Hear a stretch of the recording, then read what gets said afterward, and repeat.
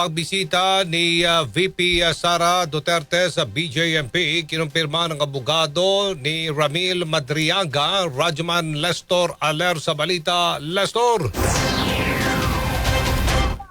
Kasamang Aljo, kasamang Zander, kinumpirma ni Atty. Raymond Palad na siyang abogado ni Ramil Madriaga ang umano'y pagbisita ng ilang beses ni Vice President Sara Duterte sa kanyang kliyente habang nakakulong ito sa Bureau of Jail Management and Penology, Manila, Annex 2 sa Bikutan, Taguig City.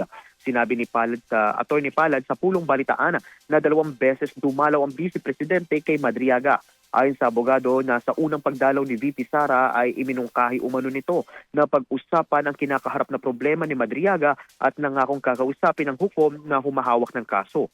Ngunit hindi umano pumayag ang detenido. At noong October 19, 2025 ng hating gabi ay muling bumisita ang ikalawang Pangulo para makipag-usap ulit, ngunit hindi na ito hinarap ni Madriaga.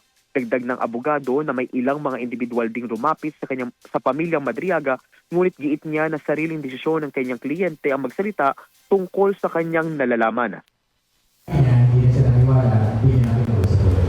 So, nung natapit ng second visit, hindi na siya bumaba.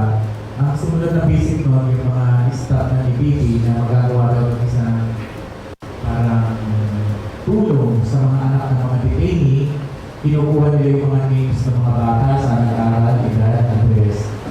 Doon na nagduda si Carmen na ang daming jail dito sa Bikutan, annexes 1 to 5, bakit kulang? Anong special sa 2? So hindi niya binigay yung address pangalan ng mga anak niya.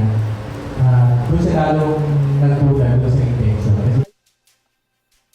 Iyan ang tinig ni Atty. Raymond Palad. Sinabi rin ni Palad na natanggap na ang letter request na kanilang isinumite sa National Bureau of Investigation para sa forensic analysis ng mga cellphone ni Madriaga na naglalaman ng umano'y mahalagang ebidensya. Kasama mo sa DZXL Armen Manila, Radyoman Lestor Aler, Tatak Armen.